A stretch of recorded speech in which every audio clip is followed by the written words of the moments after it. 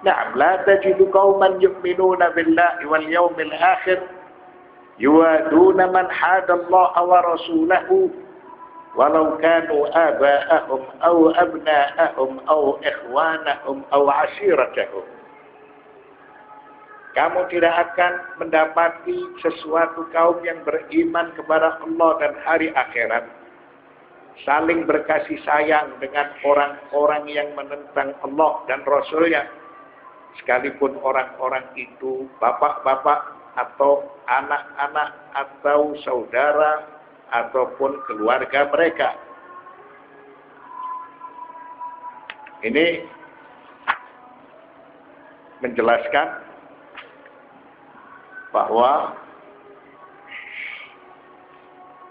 orang-orang yang beriman itu keimanan mereka tidak akan pernah bergoyah. Sekalipun mereka harus menghadapi musuh-musuh Allah dan Rasulnya, sebagaimana yang telah dijelaskan dalam ayat 22 dari surat Al-Mujadalah. La tajidu qauman yu'minuna billahi wal yawmil akhir. Kamu tidak akan mendapati suatu kaum yang beriman kepada Allah dan hari akhirat. Yuwaduna man hadallaha wa rasulah. Saling berkasih sayang dengan orang-orang yang menentang Allah serta Rasulnya. Walau kanu aba'ahum au abna'ahum au ikhwanahum. Sekalipun orang-orang itu bapak-bapak mereka, atau anak-anak mereka, atau saudara-saudara mereka. Itu semua dilakukan karena al-iman, karena kecintaan mereka kepada Muhammad Rasulullah sallallahu alaihi wasallam. Nah, waqad ishtahara anil imam wa Allah subhanahu wa ta'ala yaqul ma ja'ala Allah li rajulin min qalbayni fi jawfihi. Jadi Allah subhanahu wa ta'ala tidak menjadikan bagi seseorang dua buah hati dalam rongganya. Karena ketika itu manusia dia harus memilih beriman atau tidak beriman. Maka keimanan itu mustahil berkumpul dengan kecintaan kepada orang-orang kafir. Keimanan itu mustahil berkumpul dengan berwali kepada orang-orang kafir. Itu jelas. Karena Allah berfirman dalam surat Al-Ahzab ayat 4, "Ma ja'alallahu li rajulin min qalbayni fi jawfihi." Allah sekali-kali tidak menjadikan bagi seseorang dua buah hati dalam rongganya. Jadi manusia dia hanya memiliki satu pilihan. Apakah manusia ketika itu berpihak kepada agama atau tidak berpihak kepada agama? Karena mustahil keimanan seseorang itu bisa berkumpul dengan cinta kepada orang yang tidak beriman, atau berwali kepada orang yang beriman. Iman itu melarang cinta kepada orang kafir. Iman itu melarang berwali kepada orang kafir. Sehingga mustahil apabila keimanan itu bisa berkumpul dengan kecintaan kepada orang kafir, atau ia berwali dengan orang kafir. Walimadza? Karena dijelaskan dalam surat Al-Ahzab ayat 4, "Ma ja'alallahu li rajulin min qalbayni fi jawfihi." Allah sekali-kali tidak menjadikan bagi seseorang dua buah hati dalam rongganya. Maka manusia hanya memiliki satu pilihan. Dia beriman berarti tidak mencintai orang kafir. dan dia tidak berwali kepada orang kafir.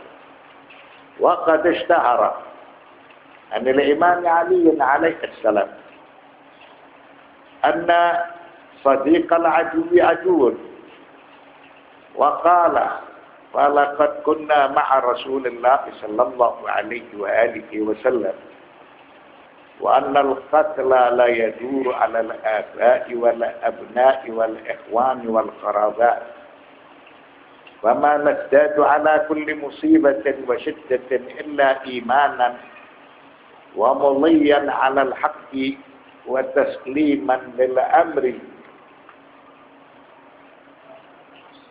Nah, suatu riwayat dari Hadratul Imam Ali bin Abi Thalib alaihissalam. Al-Imam Ali bin Abi Thalib alaihissalam menjelaskan inna sadiqal adu aduun. Beliau berkata bahwa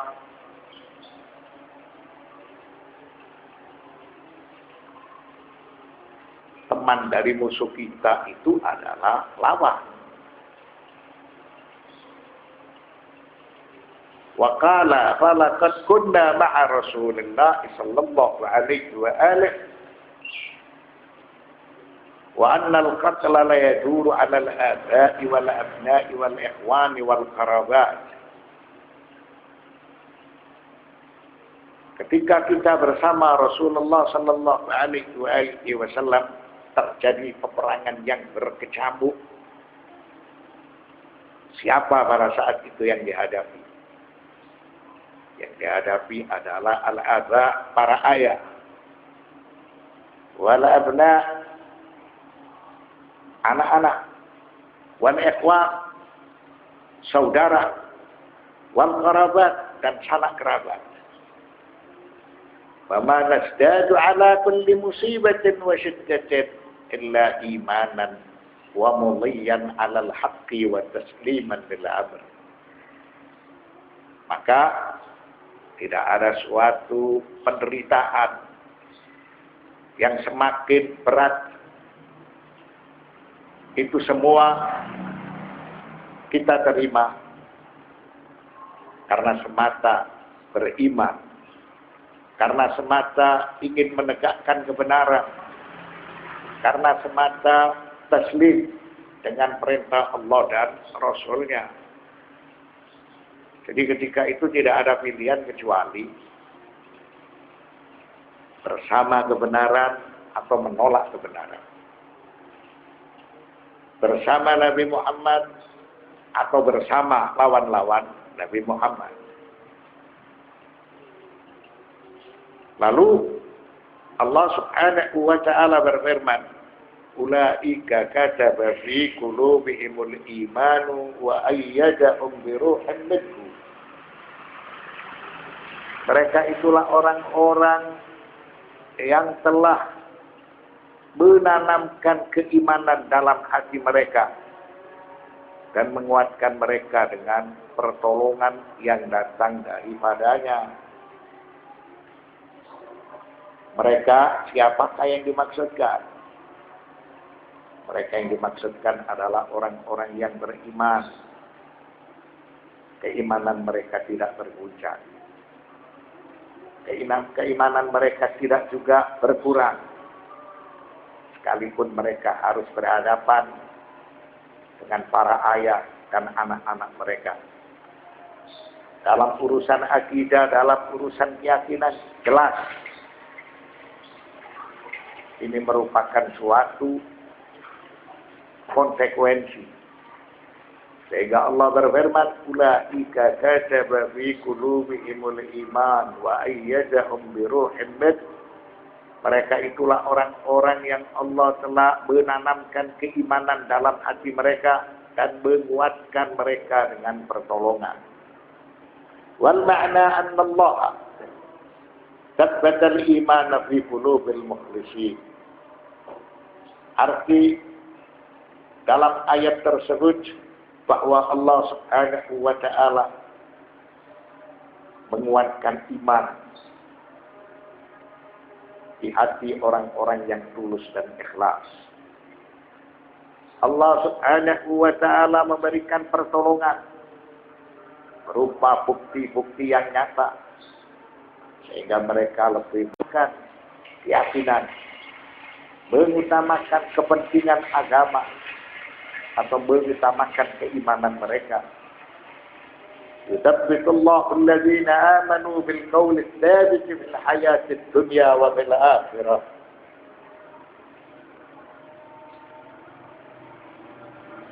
Allah meneguhkan iman orang-orang yang beriman dengan ucapan yang teguh itu dalam kehidupan di dunia dan di akhirat. Nah, mengapa mereka teguh? Mereka teguh karena Allah Subhanahu wa ta'ala memberikan pertolongan kepada mereka, sehingga mereka ketika itu tidak tergoncang dengan situasi dan keadaan. Mereka lebih mengutamakan agama, mereka lebih mengutamakan keyakinan, mereka lebih mengutamakan perintah Nabi oleh Islam. Apapun yang harus mereka hadapi, sekalipun mereka berhadapan dengan al-adza wal abna, berhadapan dengan para ayah dan anak-anak mereka sekalipun. Lidha yaqulullah ta'ala yuthabbitullahu alladhina amanu bil qawli tsabiti fil hayatid dunya wa fil akhirah. Allah meneguhkan iman orang-orang yang beriman dengan ucapan yang teguh dalam kehidupan di dunia dan di akhirat. Wa yadkhiluhum jannatin tajri min tahtiha al-anhar khalidina fiha. Radhiyallahu anhum wa radu anhu. Dan dimasukkannya mereka ke dalam surga yang mengalir di bawahnya sungai-sungai. Mereka kekal di dalamnya. Allah ridho terhadap mereka dan mereka pun merasa puas terhadap limpahan rahmatnya.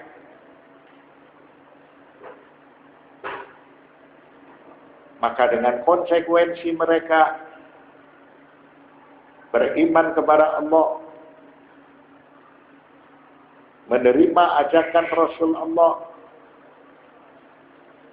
dan mereka menerima berbagai macam resiko serta tantangan, lalu Allah Subhanahu wa ta'ala memasukkan mereka ke dalam surganya. Di dalam surga didapatkan sungai-sungai yang mengalir. Au ma la 'ainun ra'at wa la udhunun sami'at wa la khatara 'ala qalbi bashar. Dan mereka dikekalkan di dalam surga. Lalu Allah ridho terhadap mereka dan mereka pun merasa puas terhadap limpahan rahmat Allah. Arti Allah rela kepada seseorang atau kepada hambanya karena hamba tersebut diberi anugerah oleh Allah Subhanahu wa ta'ala. Dan anugerah Allah itu tidak terbatas. Dan arti seorang hamba rela atau puas dengan ketentuan Allah, hamba tersebut dia mendapatkan pahala di sisi Allah Subhanahu wa ta'ala. Sehingga Ibn Arabi menjelaskan dalam kitab Al-Futuhat, yardillahu bil yasir min amali ibadihi wa hum aylan yarlauna bil yasir min thawabihi li'anna Allah mahma a'ta fa ata'uhu aqallul qalil bin nisbati ila ma iddahu. Ibn Arabi menjelaskan dalam kitab Al-Futuhat, Allah rela dengan sedikit amal ibadah hambanya. Karena para hamba memiliki kekuatan yang terbatas, sehingga Allah rela dengan sedikit amal ibadah hambanya. Para hamba juga rela dengan sedikit dari pahala yang diberikan oleh Allah. Padahal pemberian Allah itu merupakan tidak terhingga. Sedikit di sisi Allah itu besar di sisi hambanya atau di sisi manusia. Sehingga Allah berfirman, radhiyallahu anhum wa radu anhu. Walakin hadha alladhi asma'u Ibn Arabi aqallul qalil بالنسبة إليه تعالى وأكثر الكثير بالنسبة إلى العباد.